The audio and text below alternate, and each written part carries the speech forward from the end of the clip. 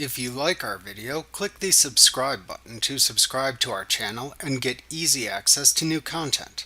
To see our full suite of ad-free video courses and training materials, visit us at teachucomp.com. Crosstab queries in Access answer questions about how field data in a single table relates to each other. Crosstab queries show one table field on the left side of the result table and another table field across the top of the table.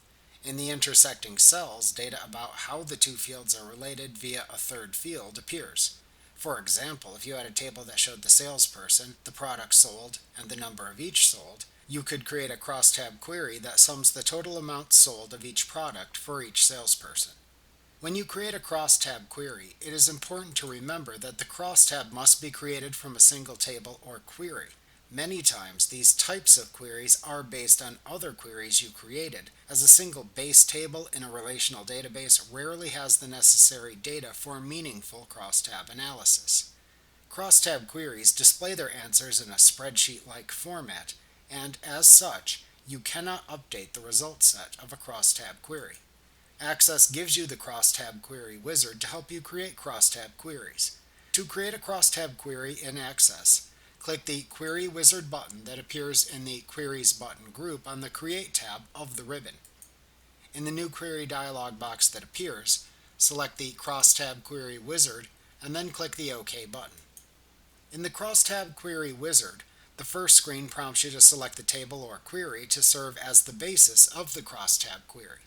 Select the desired table or query in this screen, and then click the Next button to continue. The second screen prompts you to select up to 3 fields to show as the row headings at the left side of the crosstab query's result set. Move the desired fields from the Available Fields list to the Selected Fields list by clicking the right pointing arrow button. Then click the Next button to continue. The next screen lets you select which field you want for the column headings at the top of the crosstab result set. Select the desired field, and then click the Next button to continue.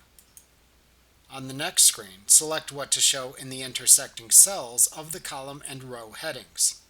In the fields list, select the desired field to calculate, and then select which function to perform on that field from the functions list. To show a row summary, check the Yes, Include Row Sums checkbox. Then click the Next button to continue. In the last screen, type a name for the crosstab into the field provided, and then click the Finish button to view the crosstab query's result set.